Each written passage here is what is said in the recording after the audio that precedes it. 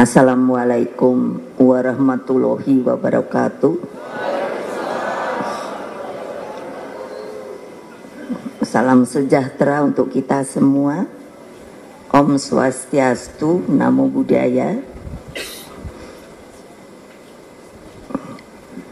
Salam kebajikan, Rahayu. Salam Pancasila. Merdeka! Merdeka! Merdeka!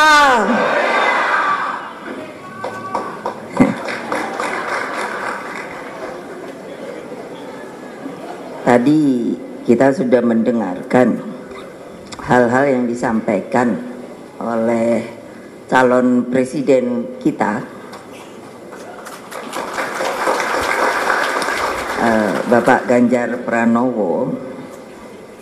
Jadi hal-hal yang telah disampaikan oleh beliau itu memang bagaimana dari hari ini untuk melihat Indonesia ke depan tidak dengan sebuah perasaan bahwa kita ini sudah berada dalam zona nyaman, karena semuanya ini kalau disebut kalangan intelektual, dan tentunya saya merasa terhormat ketika Pak Bambang Kesowo, beliau ini tadi mengatakan kalau beliau adalah ikut saya dari sejak menjadi sekretaris wakil presiden, terus waktu saya presiden menjadi seknek. Tapi kalau terlepas dari penugasan, saya dan beliau tuh suka guyon, karena beliau itu mengerti saya bahwa kadang-kadang mungkin saya terlalu serius, sehingga dengan segala hormat saya izinkan saya di depan para akademisi, kalangan intelektual yang juga mohon maaf tadi karena sudah disebutkan, jadi tidak akan saya sebutkan lagi satu persatu. Yang pertama, saya mengucapkan banyak terima kasih seperti yang dikatakan Pak Bambang Kesowo, ribut saja berapa hari karena dipikir saya ini kayak pengangguran, bolak balik ibu ayo ke Jogja ketemu, karena saya ini dianggap gak ada kerjaan. Saya panggil beliau, janji begini dulu, kalau saya panggil ses itu artinya urusan pemerintahan, tapi kalau saya panggil mas itu urusannya guyonan kita. Nah jadi ya itu saya bilang, kok situ enak aja deh nyuruh-nyuruh saya untuk ketemu orang-orang pinter. Lah saya kan ditugasi oleh presiden saja 2 badan namanya BPIP, Badan Pembinaan Ideologi Pancasila, pegawainya hanya 600. Kenapa saya sebut? Karena lalu saya ditugasi lagi untuk mengelola Badan Research Inovasi Nasional. Nah ini luar biasa, karena itu penggabungan dari litbang dan lain sebagainya yang akhirnya disetujui oleh presiden untuk menjadi sebuah badan, dan semuanya itu terdiri dari 16.000, 10.000 itu kalangan orang pintarnya, yang 6.000 pegawai dan lain sebagainya. Kalau tadi Pak Ganjar kan dengan angka dan lain sebagainya, nah saya sudah terwakili.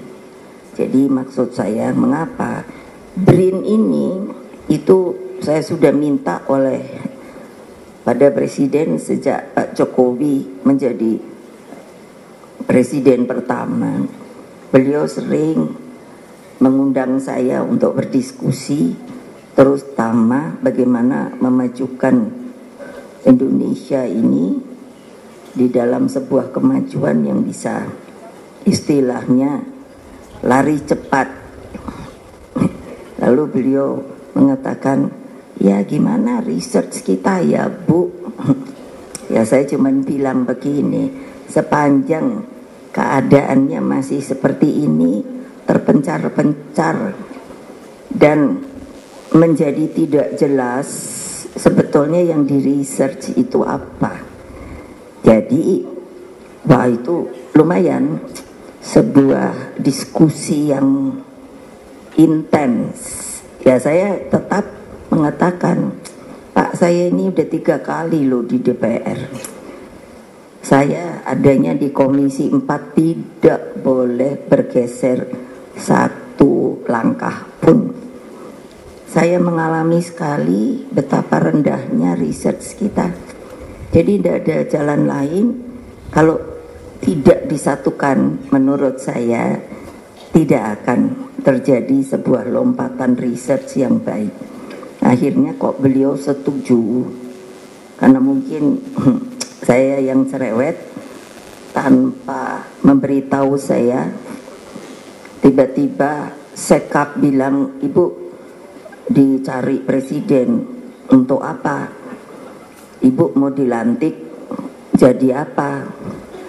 Jadi ketua Dewan Pengarah BRIN. Kok kayak saya kekurangan kerjaan aja? Saya bilang, kalau yang lain kenapa? Kata Pak Pramono Anung, nantilah. Ya tapi kan nanti dilantik. Ya kalau udah dilantik ya ibu nggak bisa ngomong lagi. Saya tanya sama Pak Pram, saya panggil, tanya dulu deh cari orang lain. Beliau bilang tidak, saya maunya ibu.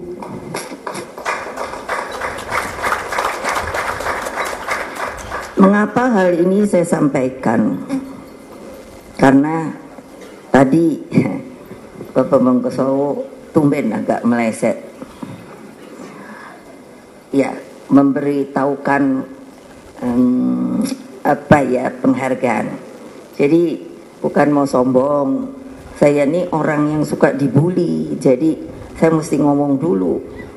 Saya ini profesornya 2. Lalu honoris causanya 9. Terus masih menunggu karena COVID.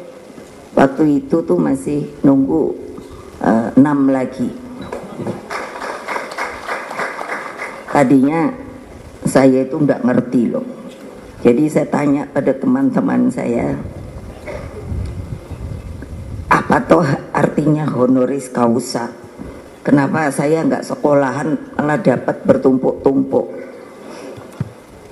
Ketika zaman Orde Baru, dan ini kenapa saya sampaikan jangan terjadi lagi seperti itu.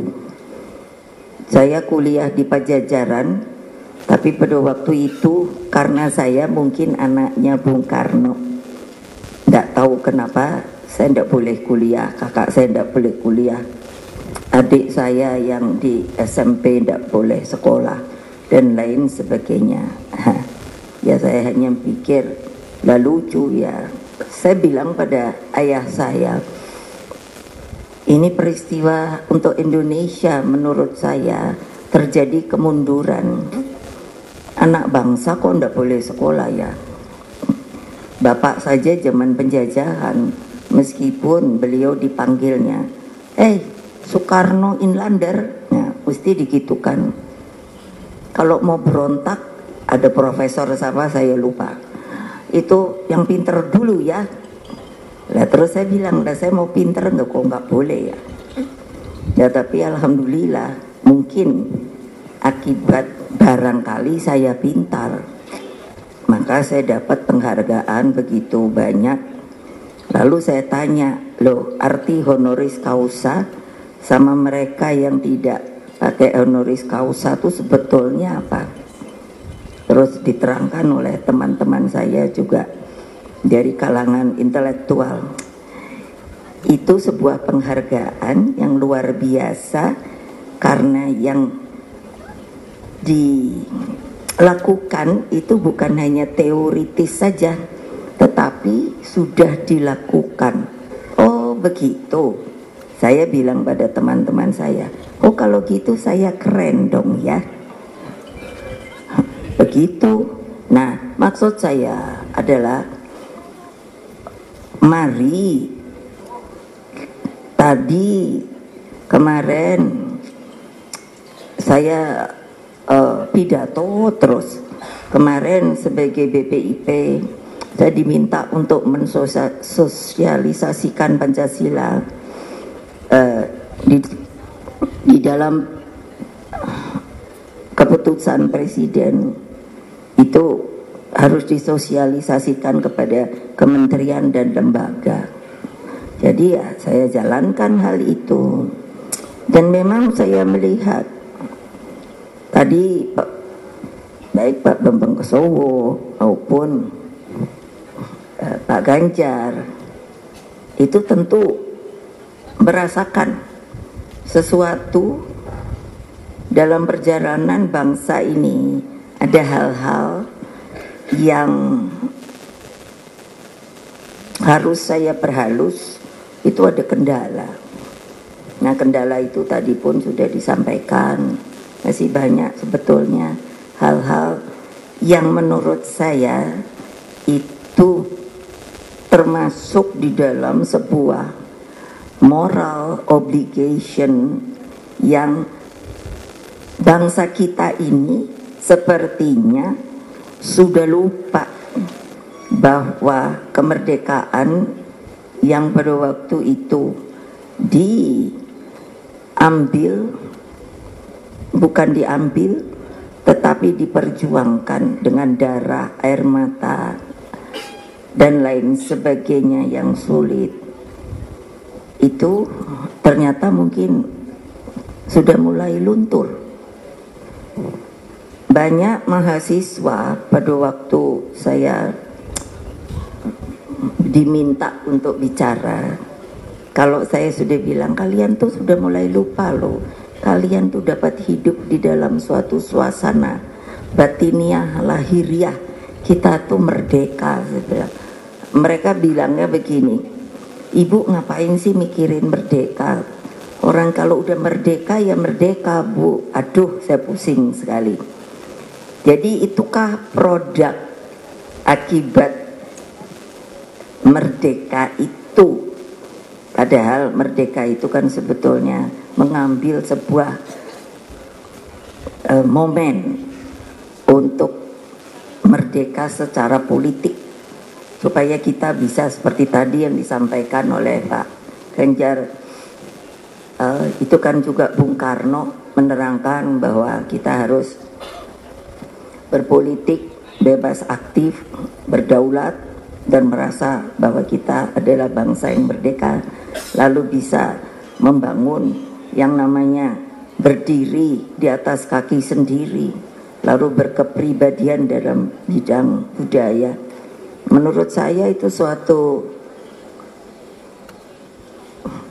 fondasi, dan bukan fondasi saja, tapi kalau tiang, boleh saya bilang itu soko guru sebenarnya dari yaitu mental bangsa kita yang menurut saya tadi moralnya itu rupanya sudah mulai menurun. Dengan segala hormat saya, kenapa para intelektual sekarang menurut saya sepi inggawe, betul, tidak mau berbicara, seperti merasa kurang percaya diri. Lalu saya pikir, loh ini apa hanya karena teori ya? Tapi kan mestinya ya berbicara dari yang namanya keilmuannya masing-masing. Saya orang yang alhamdulillah sering diundang untuk memberikan ceramah di luar negeri. Saya sendiri suka heran dari sisi lingkungan hidup untuk mempersatukan Korea Utara dengan Korea Selatan. Jadi saya sering bertanya kepada mereka, profesor-profesor yang ada di sana, kenapa kok saya diundang? Karena yang dapat, hanya kamu yang dapat mengartikulasikan. Kami mengerti ada Pancasila, tapi kami tidak mengerti isinya. Dan harus bagaimana untuk kami bisa mengerti. Jadi sekarang buku lahirnya Pancasila itu, karena saya bagi-bagi dalam bahasa Inggris tadinya, saya mendapatkan kabar sudah diterjemahkan di dalam bahasa Korea. Bagi saya sebuah kegembiraan, karena saya mengatakan, dan itu prinsip saya, berani saya kemukakan ketika saya ditanya terakhir oleh Presiden Yoon yang sekarang, masih tidak berubah Ibu, bahwa suatu saat Ibu percaya Korut dan Korsel itu kan bersatu. Iya, itu mereka tepuk tangan dan lain sebagainya. Kenapa? Itu benernya yang hakikat dari Pancasila ini. Jadi merdeka untuk politik dulu. Nah, makanya saya bilang persatukan Korut dan Korsel. Saya adalah special envoy sampai hari ini. Mungkin orang yang hanya boleh kalau dari Korsel ke Korut, dari Korut ke Korsel gitu, untuk menyampaikan pesan-pesan dari kedua belah pihak. Kalau saya ketemu orang di Korut, pasti mereka yang tua-tua kasihan sekali pada menangis. Kapan kami bersatu? Tolonglah.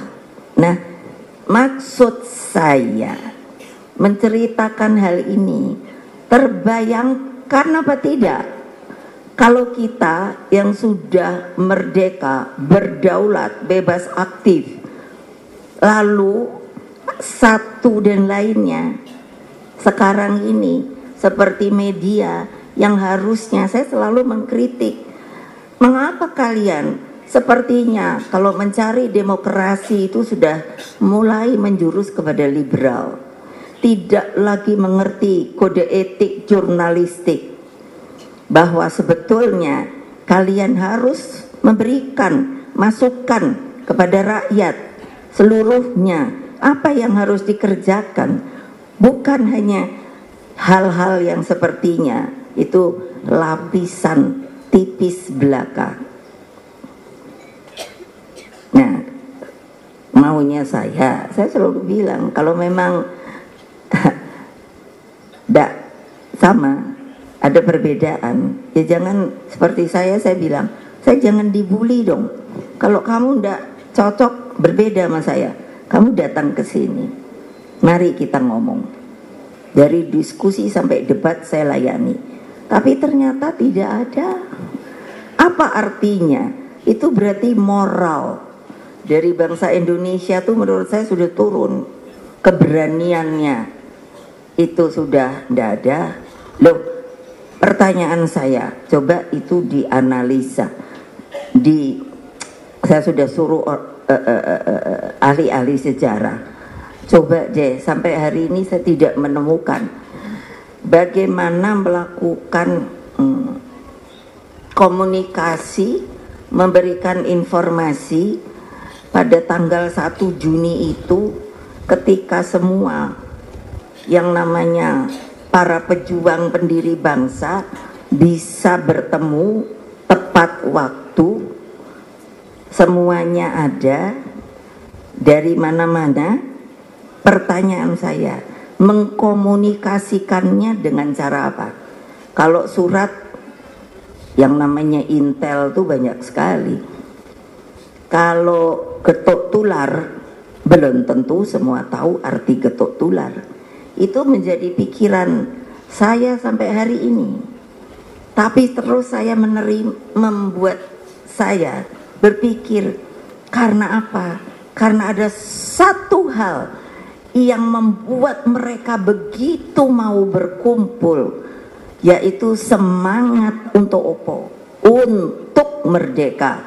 Jadi mereka tidak mikir lain-lain seperti sekarang. Untuk saya mempopulerkan yang tadi diteriakkan kita bersama-sama, alhamdulillah udah mulai populer. Merdeka, saya seperti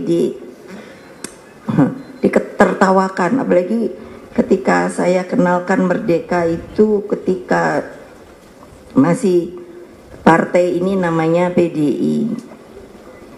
Lah katanya, lo orang udah merdeka kok teriak-teriak merdeka, merdeka, merdeka. Lah, padahal saya ingat banyak para pejuang, karena masih ada ketika bapak saya jadi presiden, saya bisa bertemu, menimba yang mereka lakukan. Kenapa sih kok mesti kalau ketemu merdeka atau mati? Nah, gitu. Lah saya nanya, lah sekarang kan udah nggak perlu mati lagi. Itu sama om, saya panggil om. Loh iya, sekarang nggak perlu mati, kita mesti merdeka, merdeka, merdeka. Loh, itu ya ngajarin merdeka aja. Itu nggak dari sini loh, tapi lip service loh permulaan. Jadi merdeka, merdeka. Hai, saya bilang, ini Indonesia apa sih?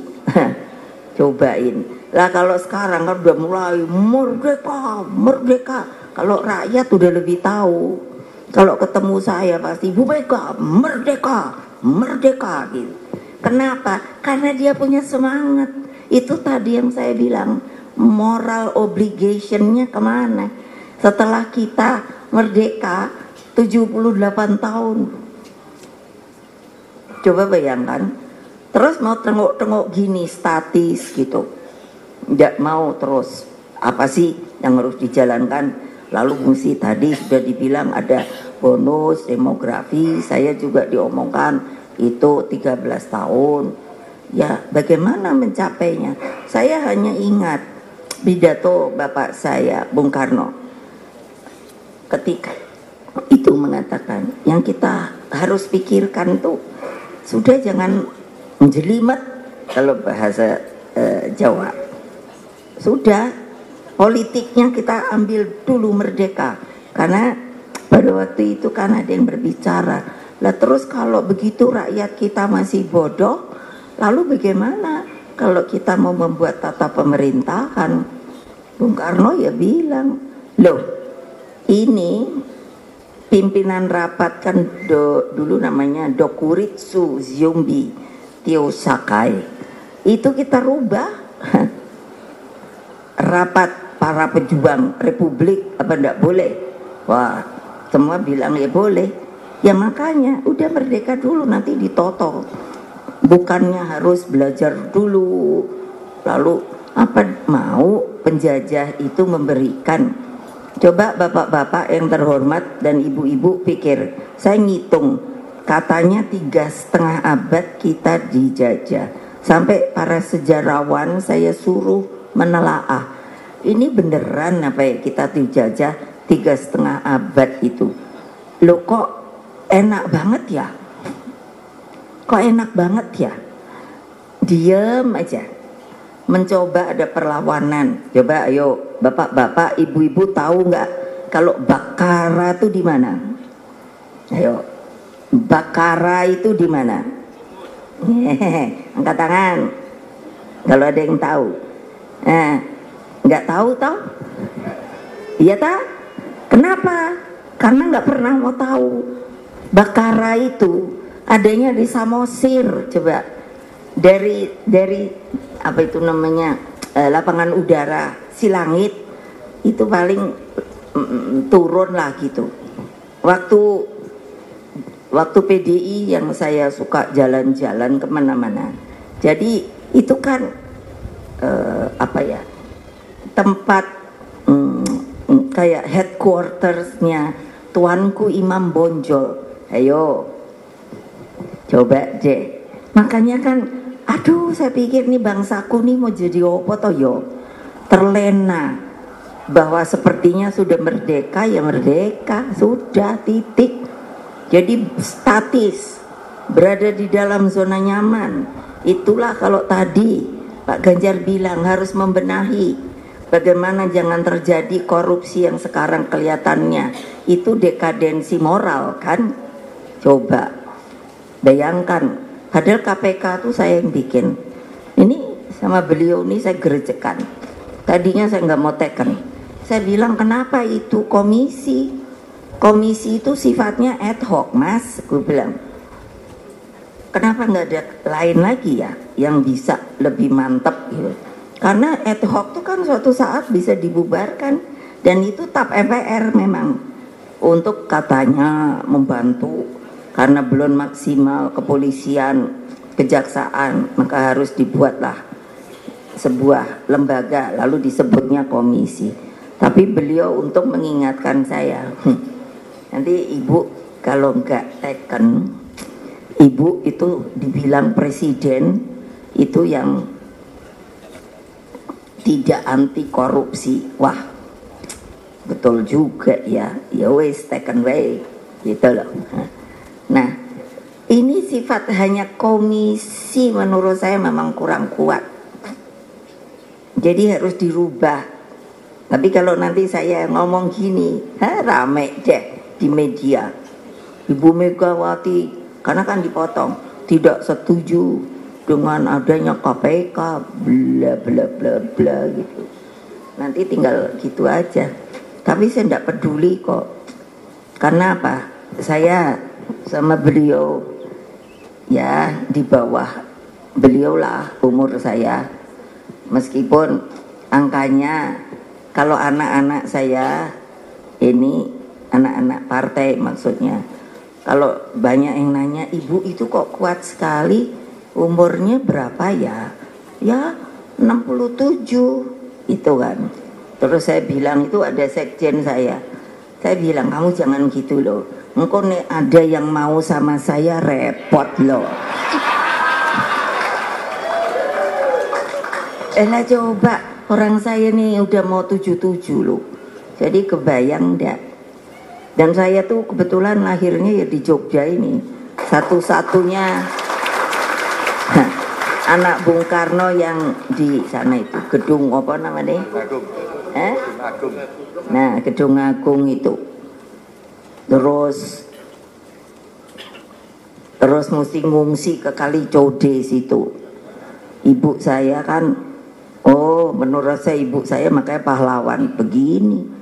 Jadi ketika bapak saya dibuang, ditangkap dibuang, lah kok lucu ya, itu Davide et Impera, keluarga lu, bayangin. Jadi saya sangat mengerti. Masa Belanda itu bilang pada ibu saya bahwa boleh tetap tinggal di gedung itu Agung. Ya mana mau ibu saya. Kok suami saya dibuang ke sono-sono, terus saya tengok-tengok enak-enakan. Nah itu ibu-ibu para perempuan, tolong ya, saya selalu masukkan perempuan Indonesia, tolong diingat. Apa?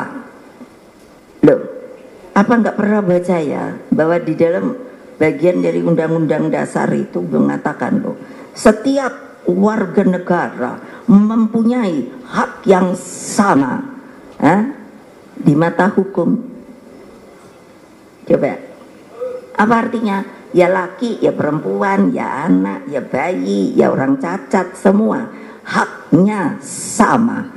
Berarti luar biasa loh hukum Indonesia ini. Lah kok udah begitu ibu-ibunya, aduh. Saya tuh sampai mikir, saya nih apa nggak bisa ya dijadikan contoh. Bahwa bayangkan tadi, saya selalu mestinya protes. Saya ini pernah juga jadi wakil presiden loh, selalu diliwati. Loh ya loh, Loh kok kayaknya pantesan. Saya gerejekan sama beliau. Kan saya protes karena ibu mesti milih pensiun. Hah?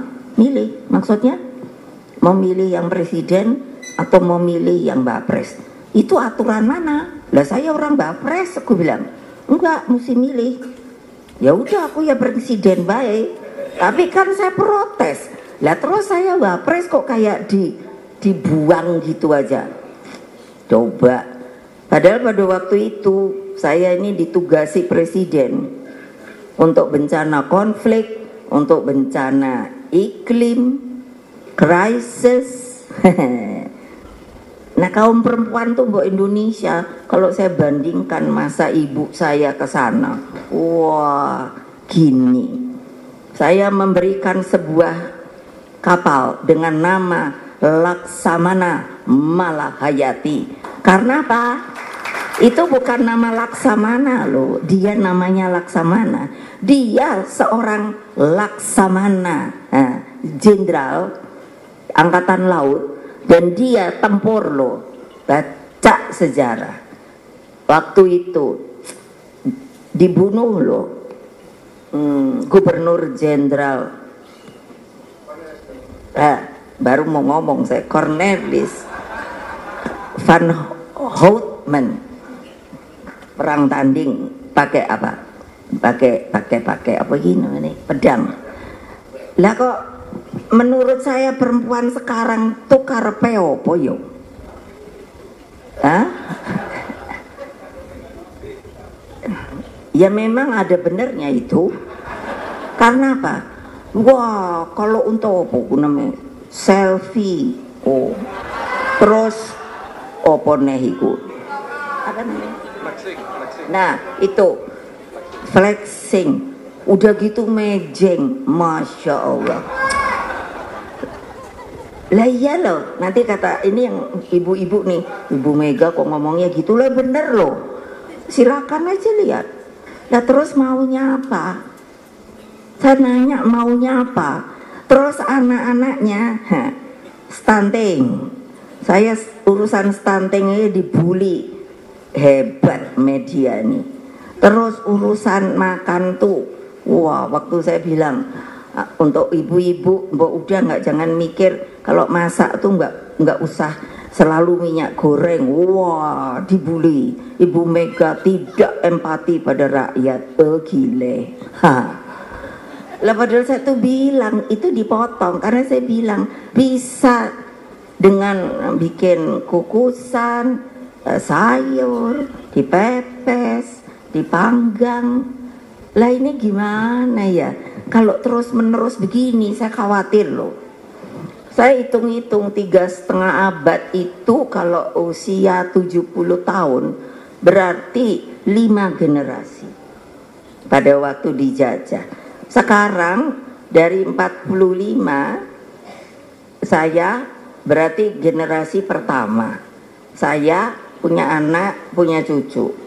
Nah kalau ibu-ibu tidak memikirkan pendidikan anak-anaknya, kesehatannya, lalu apa? Kalau ada yang wah presiden kita bilang kita harus memacu dengan kuat yang namanya bonus demografi.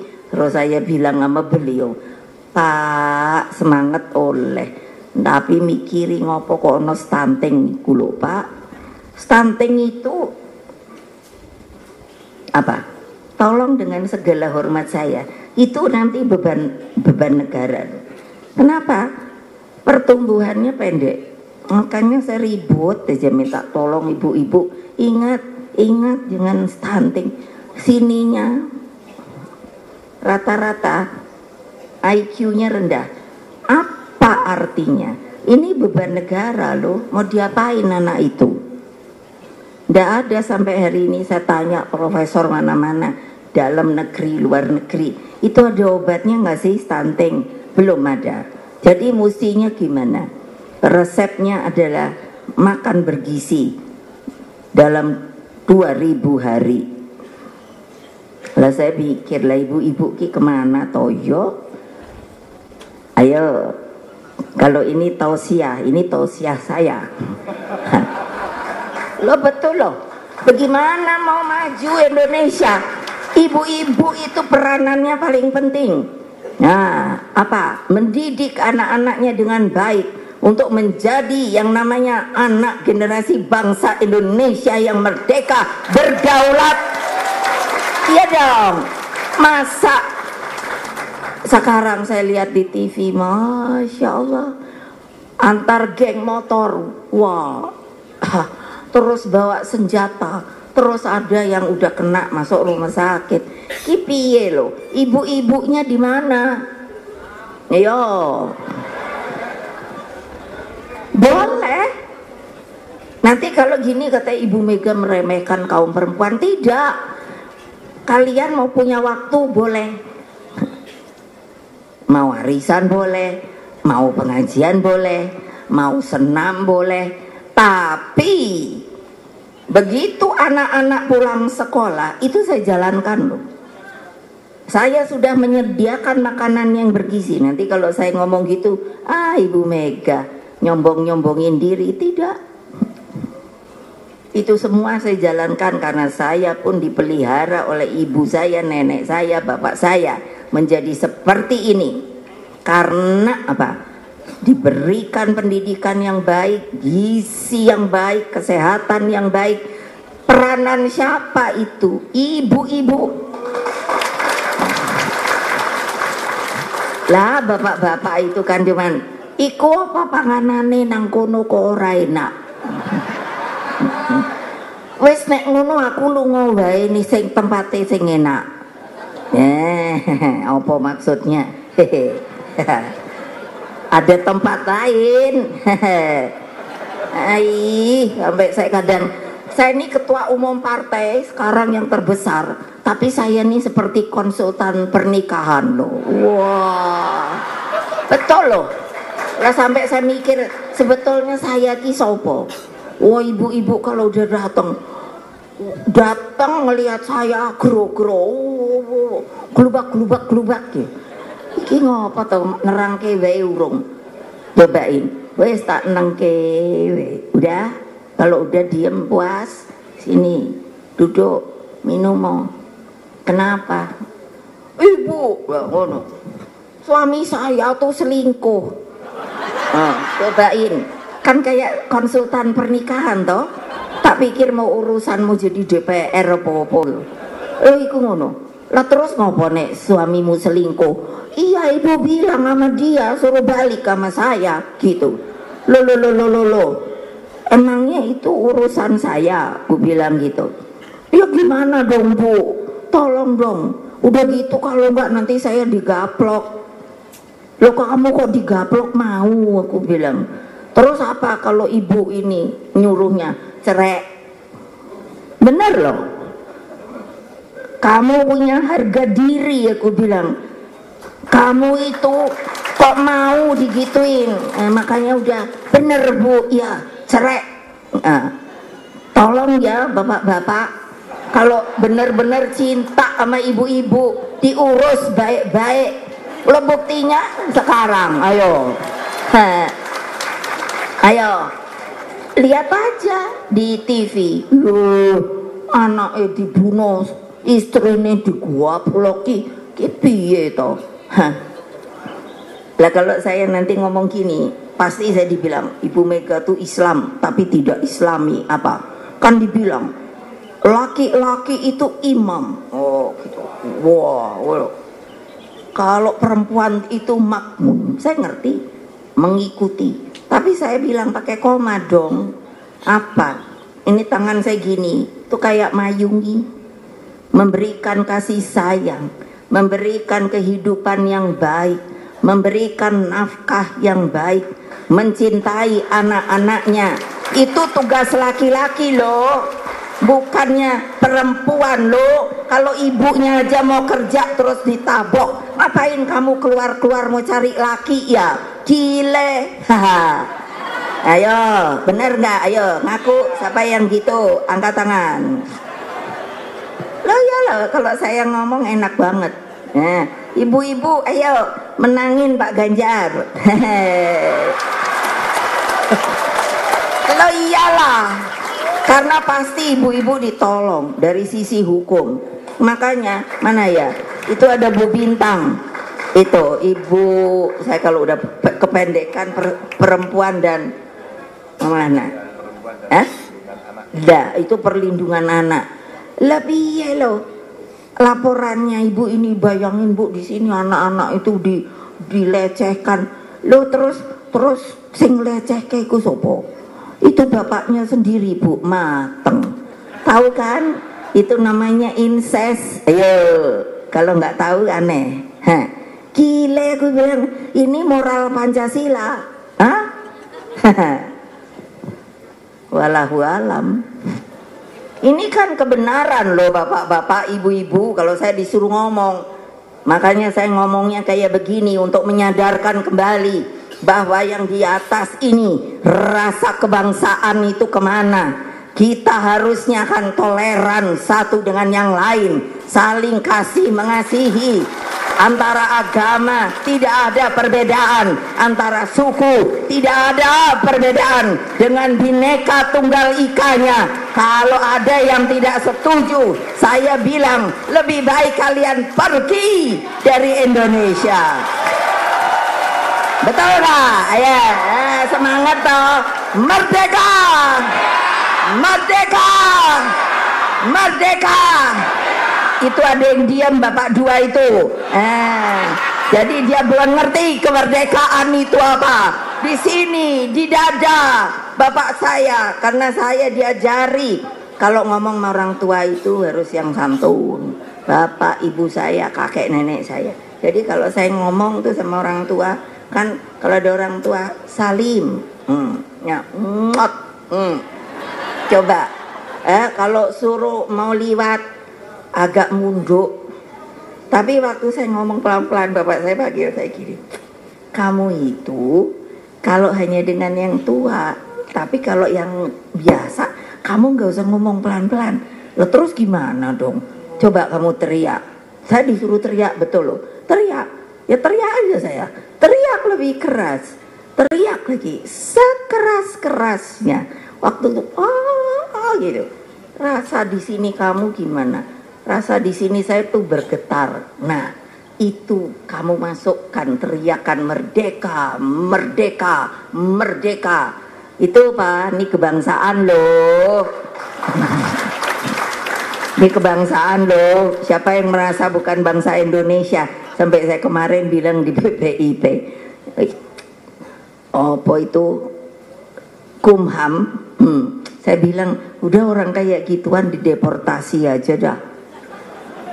Bener lah. Kan kita, Bung Karno tuh bilang, who am I? I'm Indonesian, kan gitu. Tapi terus kok ngomong gitu, tapi nggak mau ngerti. Kita nih mijek ini loh, ini bumi tanah air Indonesia loh, bukannya lain loh. Makanya saya juga mulai menggiatkan yang namanya untuk tahu. Tadi beliau bilang dulu bipolar, sekarang multipolar. Nggak akan ngerti kalau nggak belajar geopolitik. Betul, pusing. Kenapa sih? Sekarang coba lihat satu contoh. Rusia dengan Ukraine. Bayangin ini udah berapa bulan ya? Udah berapa bulan? Ada mau setahun? Oh. Saya tuh bukannya sombong, saya kenal Putin itu dari dia sekretaris wali kota Saint Petersburg. Jadi saya tahu dia gimana. Kalau dia mau habisi Ukraine itu satu hari, dang gitu aja.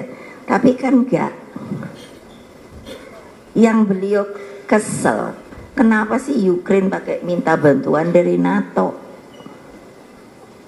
Mbok baik-baik aja. Karena apa? Karena itu Ukraine adalah pintu gerbangnya masuknya ke Rusia. Nah kalau kalian ini sebagai orang Indonesia nggak ngerti, tadi beliau bilang kita harus menjadi yang teguh di Asia Tenggara ini.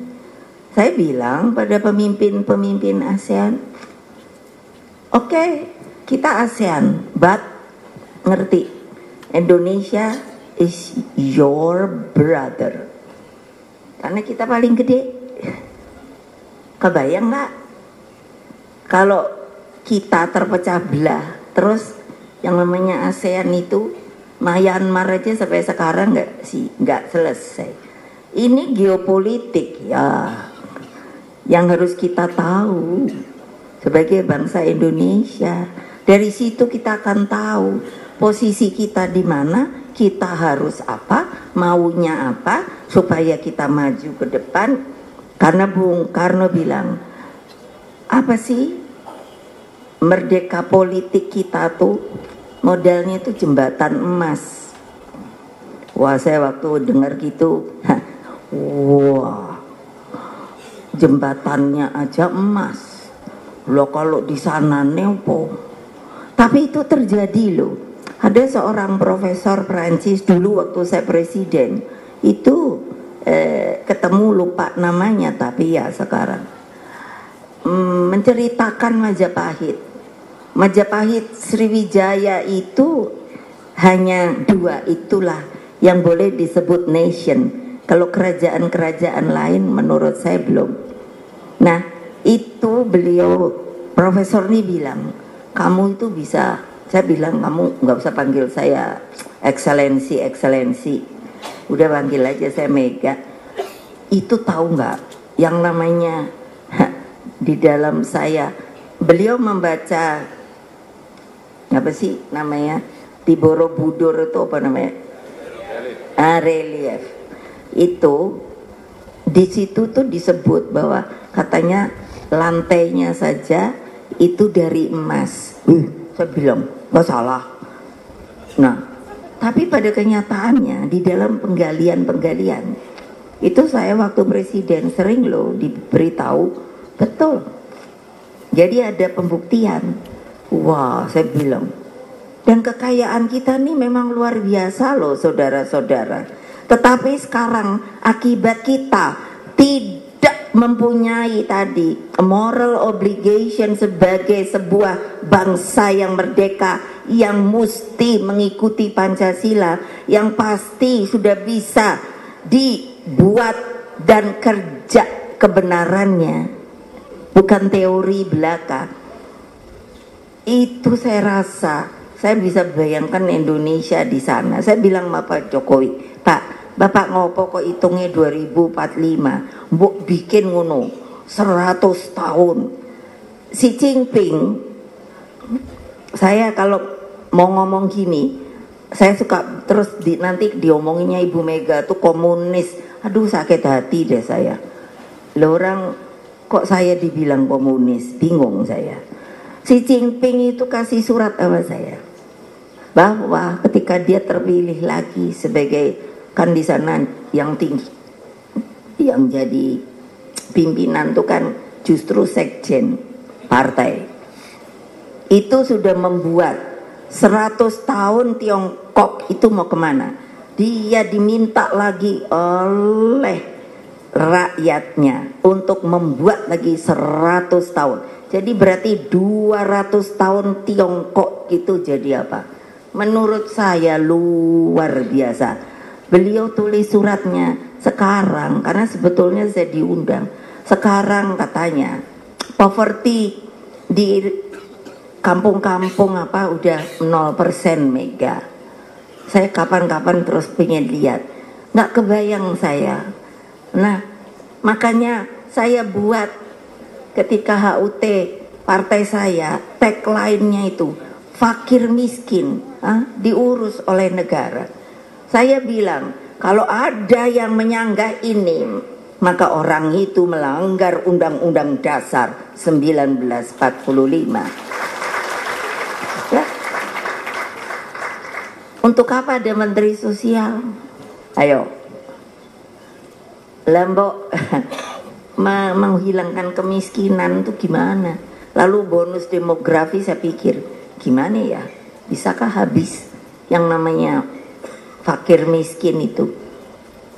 Ini contoh, saya dengar di Surabaya itu katanya saya ada kampung namanya 1001 Malam. Wah, saya suruh toh gampang, anak buah saya banyak, saya suruh coba lihatin itu pasti bagus, saya pikirnya kayak cerita 1001 Malam gitu toh, kan pasti bagus.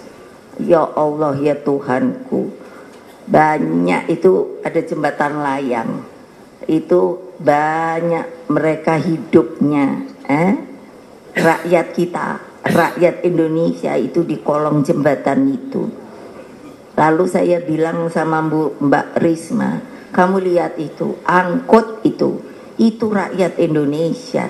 Masa kalian gak ada hati? Kemana rasa peri kemanusiaan kalian? Ayo, kalau segini banyak orang, mencari satu orang saja, fakir miskin, dibiayai.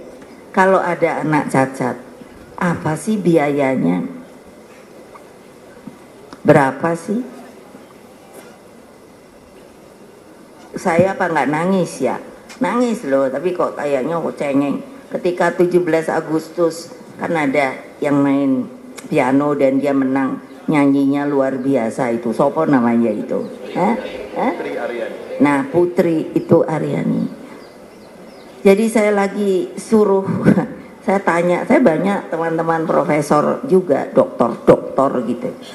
Saya tanya, itu bisa nggak ya mengobati atau bagaimana caranya supaya dia bisa melihat? Apa itu namanya? Peri kemanusiaan, empati, bukannya apa? Bukan mau nyombong-nyombongin, nggak. Alangkah kasihannya loh. Saya nggak bisa bayangkan kalau dia bisa melihat kayak apa jemarinya itu bisa gitu loh. Iya dong.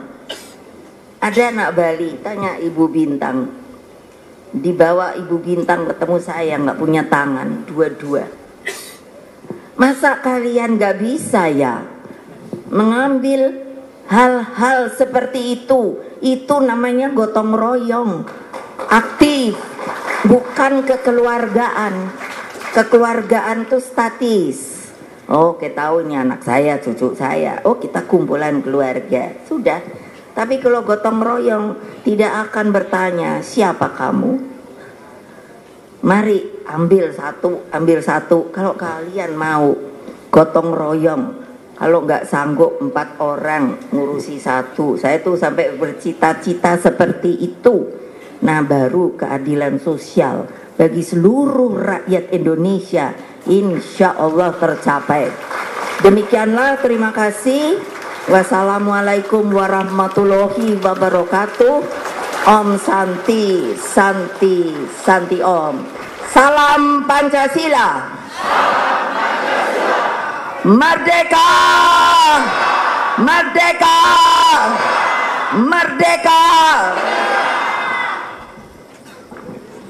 Kepada yang sangat kami hormati dan kasih, Ibu Megawati Soekarno Putri, diucapkan terima kasih. Kiranya pesan dan arahan Ibu akan menambah